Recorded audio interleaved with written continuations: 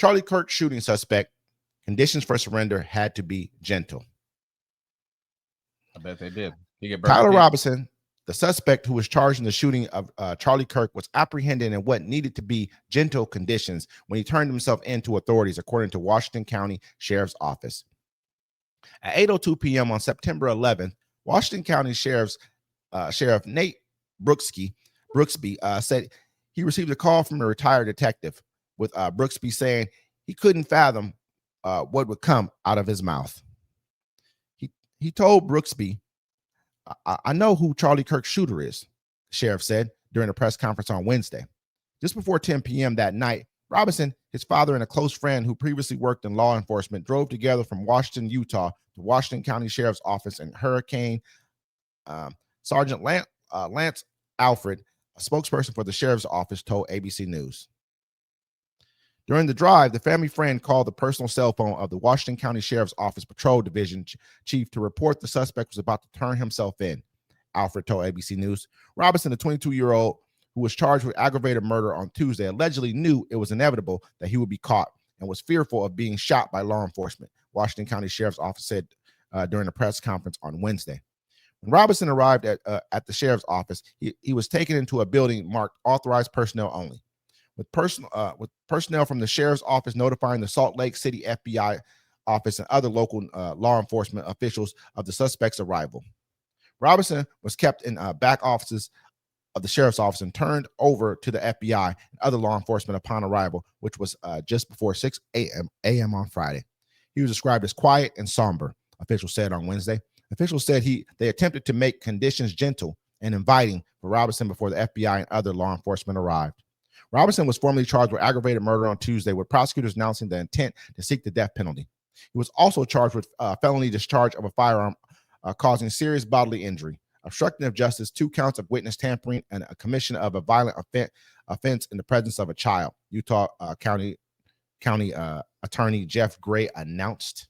So this is the young man who now I'm calling him young man. This is the man who allegedly shot and killed Charlie Kirk. Allegedly. Yeah, allegedly. So, I mean, the more information that they have was that he had allegedly had a transgender lover, allegedly, that he lived with. And this was allegedly part of the reasons to why this may have happened. He had wrote some text messages to him saying that he just couldn't stand this person's hate. I'm paraphrasing. And this was kind of the reason why this happened. He was very afraid that, that the transgender alleged lover would be caught up in this, and he asked him to erase the text messages that they sent back and forth. He admitted that, and during the text messages, allegedly, that he'd actually done the act. But I mean, this was a very strange thing. I mean, we have a person here who dressed up as Donald Trump for Halloween. I'm not sure how many years back it was, but he dressed up as Donald Trump for Halloween. His family was, was staunchly right-wing Republican family, pro-gun. He's pro-gun. They grew up Mormon, so religious. A lot of Mormons are by de facto Republicans as well. Utah is a Mormon state, red all the way through and through.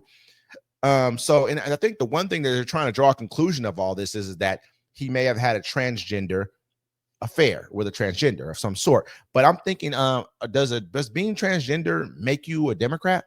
I don't think it does. Look at Caitlin Clark. I mean, not Caitlin Clark. Sorry. Let me take that back. Caitlyn Jenner. Sorry, Caitlin Clark. We apologize. There's a lot of gay Republicans and stuff. Also, it's the first they're saying, well, he lives with his parents. Then he lived with the gay roommate. Then they're saying, well, they're saying he wasn't a Republican or a Democrat. He was like a groper. Well, I mean, the person he was, Nick Fuentes is who he followed. Yeah, he was more. He didn't like Charlie Kirk because he wasn't right wing enough. And people are understanding that there's this whole subculture on the internet, and the person he dressed up in that tracksuit, and it's from a meme, like some kind of Pepe the Frog or something like that, which the right wing people use, and that's what they said was on the guns. But I mean, a lot of stuff isn't making sense. They're just saying he didn't like Charlie Kirk. They said he killed him, allegedly shot him just to do it. Like it wasn't about him hating him. He just did it because he wanted the notoriety, like a regular school shooter. He's like, I take this guy out, I'm going to be known. And now everybody's throwing their stuff out there. And the thing is horrible. Look at the administration we have right now. They didn't know, and I'm talking to people. I talked to people as that day, and they didn't know who did it. I had people on my Facebook writing whole manifestos about the left and transgender and all of you need to die and you need to go. And I'm sitting here like, you don't even know who did it. You know what I'm saying? You don't even know why did it, right? Then it comes out, oh, he's a 22-year-old European American. Now they're like, you saw Nancy Mace, they need to die. Then she saw it was a white kid. She was like, Charlie would prayers want prayers and all other stuff. They were hoping, and even the governor of Utah was like, yeah, man, it was one of ours.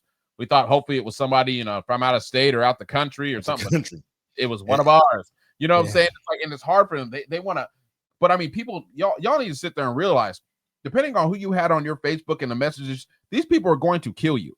They're going to come for you and blindly murder you and your family. You are following this democratic way of trying to no guns. Let's not have a bunch of magazines and peace and love. Look, love has never won a damn thing. Show me one thing love has won and conquered. All right. They've been telling, look, and as an African American, foundational Black American, I've been told that my whole life. It's never gonna. We shall overcome. It's not gonna happen, bro. You can't defeat hate unless you match hate with hate. Okay. I know that.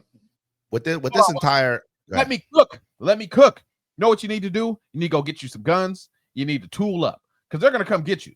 That's what's happening. These people are ready. Civil War started. Let's do it. Then they found out. Okay, now it's canceled because he's one of ours. They're still mad. They're still trying to press it like, oh, he's a leftist. Donald Trump came out and said the left did it. J.D. Vance came out and said the left did it. Bibi Netanyahu came out and said the left did it. Bibi Netanyahu, Israel, the prime minister of Israel, came out and said it. Nick Fuentes came out and said that, that he just came out and said that Bibi Netanyahu offered Charlie Kirk $150 million.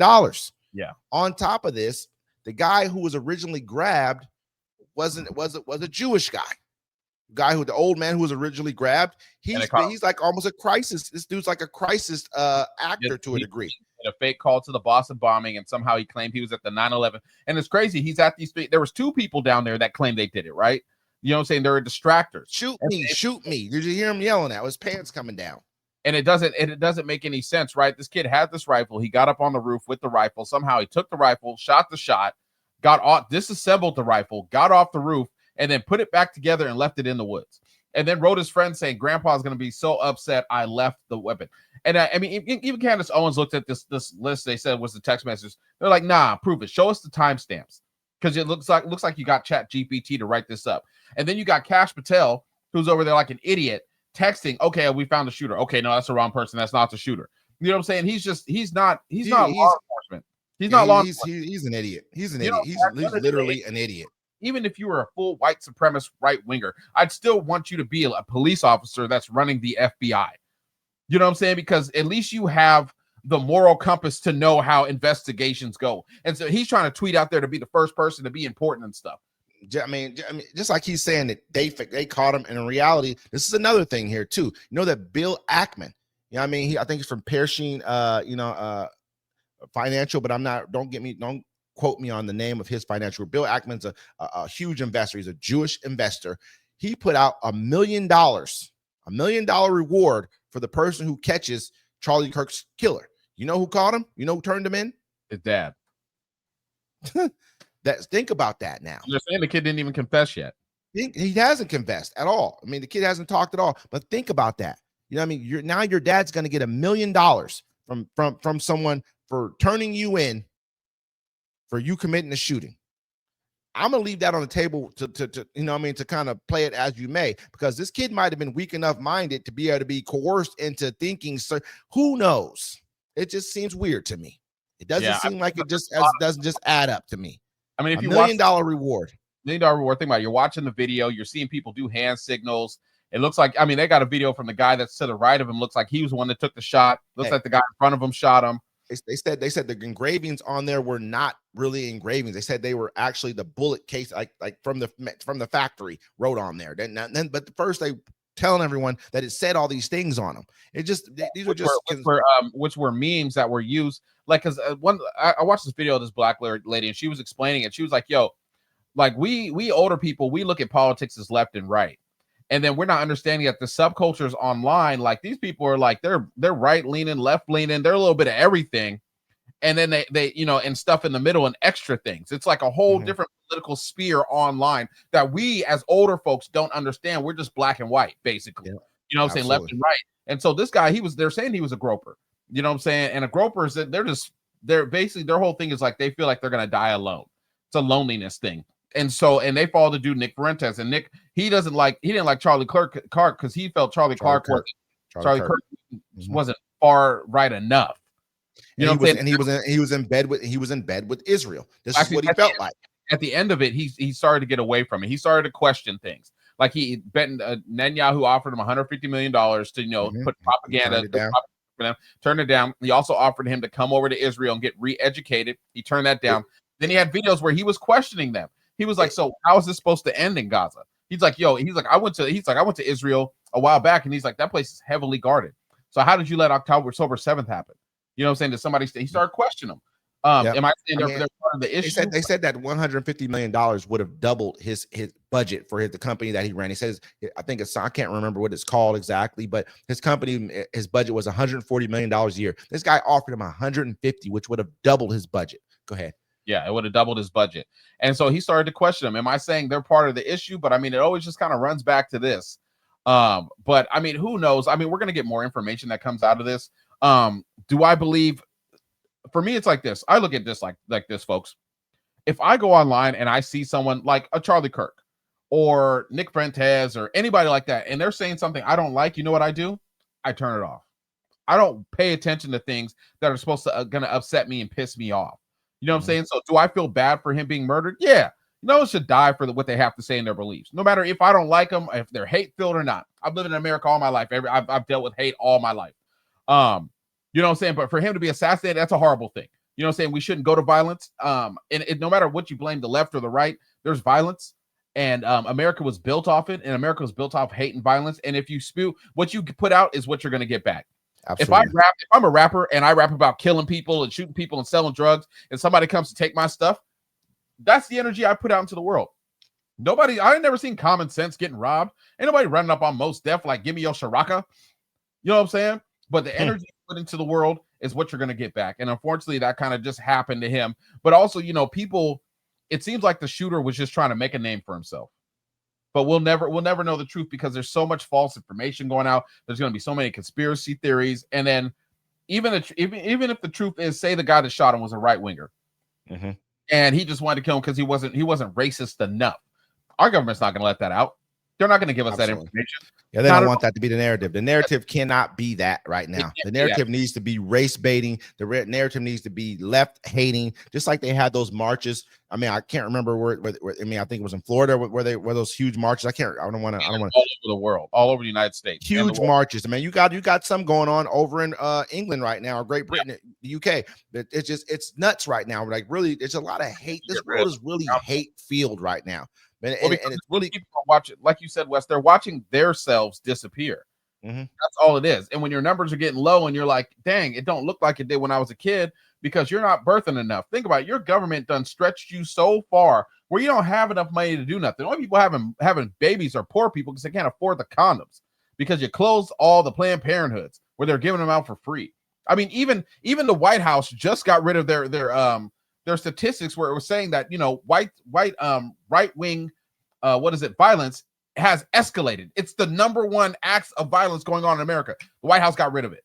You know what I'm saying? Like, people need to realize you're sitting here listening to other people. I don't know why they're doing this. We're heading towards the third. Get your guns up, fools.